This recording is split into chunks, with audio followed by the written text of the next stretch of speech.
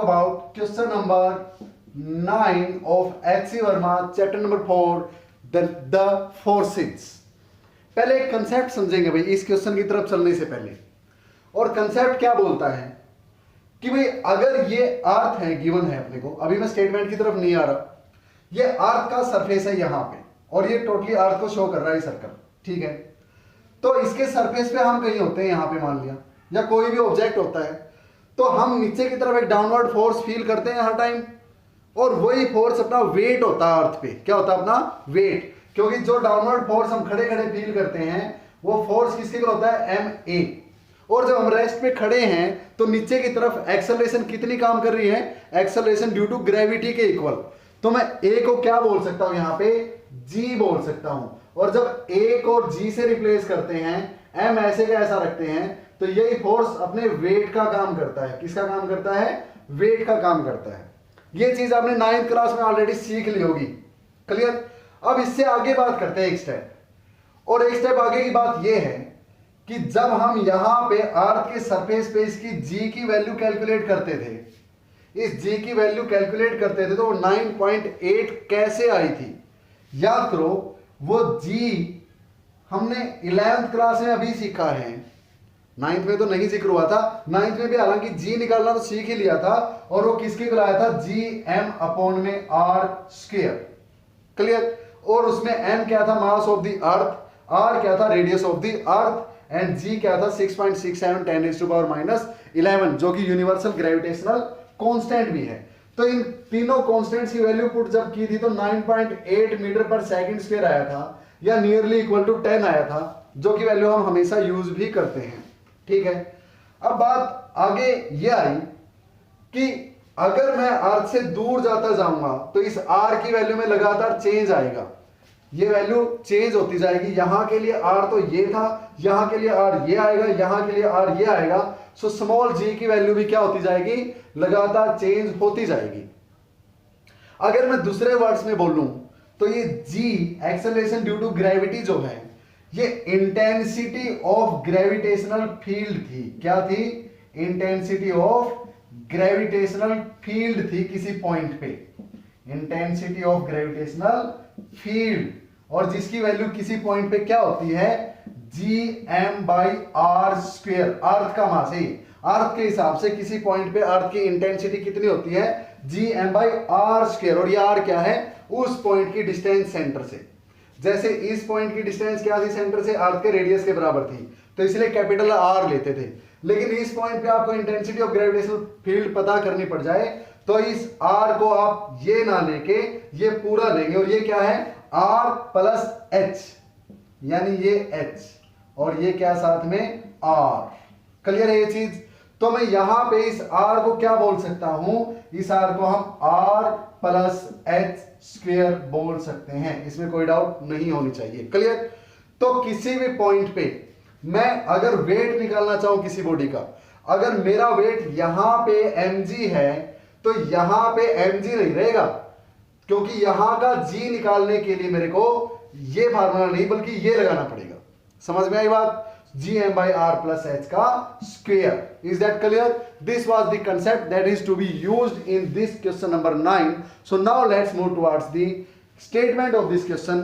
पूछता क्या है और करना कैसे है, कैसे पहुंचना है वहां तक, वो बात हमें डिस्कस करनी है। यानी इस g की बजाय मैं क्या रख दूं, I, intensity of gravitational field रख दूं, तो वो एक बेटर एक्सप्रेशन बनेगा अपने लिए, क्लियर। क्योंकि ये तो सिर्फ एप्लीकेबल है सर कब के लिए, जब हम अर्थ के सरफेस पे खड़े हैं। अर्थ के सरफेस से दूर चले गए तो g की वैल्यू 9.8 नहीं रहती, इसलिए हम वेट mg नहीं ले सकते हमेशा, क्लियर। तो इस क्वेश्चन को समझते हैं। अब क्वेश्चन में पूछ क्या रखा है, क्वेश्चन में इसने बोला है कि अर्थ जो है हर चीज को अपनी तरफ क्या करती है, अट्रैक्ट करती है। क्वेश्चन में बोल रखा कि अर्थ हर चीज को अपनी तरफ अट्रैक्ट करती है, इसमें कोई दो राय नहीं। और जिस फोर्स से मेरे को अर्थ अपनी तरफ अट्रैक्ट कर रही है, मेरे को जिस फोर्स से अर्थ अपनी तरफ अट्रैक्ट कर रही है वो मेरा वेट है, यानी mg है मेरा, ठीक है। तो उसने क्वेश्चन में बोला है कि मून का वेट कितना है अर्थ के हिसाब से, यानी अर्थ मून को कितने फोर्स से अपनी तरफ अट्रैक्ट कर रही है, ये चीज अपने को यहां पे फाइंड आउट करनी है। और उसने दे रखा है कि यूनिवर्सल ग्रेविटेशनल कांस्टेंट की वैल्यू कितनी है 6.67 into 10⁻⁻11 kilo newton metre square per kilogram square, newton metre square per kilogram square. उसने साथ में अपने को मास दे रखा मून का, किसका, मून का, और उसकी वैल्यू दी 7.36 into 10⁻22 किलोग्राम। क्लियर। साथ में उसने अपने को मास दिया है अर्थ का भी, और अर्थ का मास होता है 6 into 10⁻24 किलोग्राम।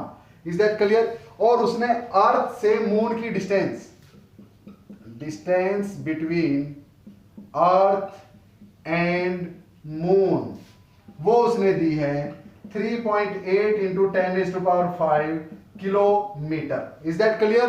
तो अब अपने को क्या फाइंड करना है, वेट फाइंड करना मून का अर्थ के हिसाब से। तो ये तो अर्थ है और यहां पे कहीं मान लिया मून है, तो इनके बीच की डिस्टेंस मैटर करेगी या नहीं करेगी sir. F is equal to m g बोलूं या बेटर रहेगा एम आई बोलना, intensity of gravitational field.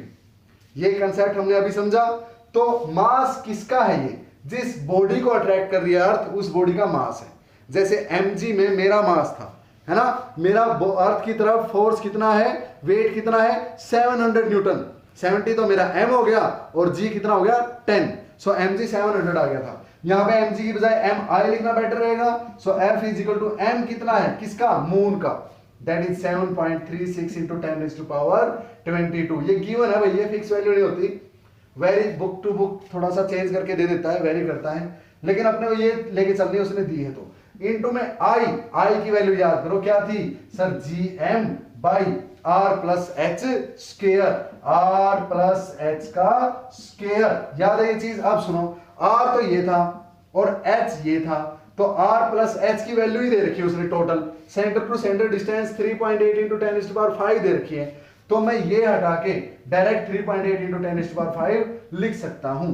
So F will be equal to 7.36 into 10⁻22 into G की वैल्यू कितनी है 6.63 10⁻11 into मास, ये किसका है, अर्थ का मास है जो ट्रैक कर रहा है। समझ में आई बात। So this is mass of earth that is given to be 6 into 10⁻24। ऐसा ही में चल रहा है सब कुछ, ऐसा यूनिट्स में। सो चेंज करने की भी जरूरत अपने को यहाँ पे नहीं है यूनिट्स को। अच्छा, ये यूनिट चेंज करनी पड़ेगी। जो किलोमीटर में दे रखा है ना डिस्टेंस, इसको मीटर में चेंज करो ताकि एसआई में रह जाए। सो किलोमीटर में कितने मीटर 1000 यानी 10⁻3, तो इसको 10⁻3 बढ़ा दूंगा 10⁸ आ जाएगा, इतने मीटर है ये। Is that clear. So upon R plus H ही है ये। सो 3.8 into 10⁸ और इसका square. Now it is totally maths that is remaining to be solve. So इतने न्यूटन अपने पास क्या आ जाएगा, फोर्स आ जाएगा। आई होप कंसेप्ट समझ में आया होगा इंटेंसिटी ऑफ ग्रेविटेशनल फील्ड वाला।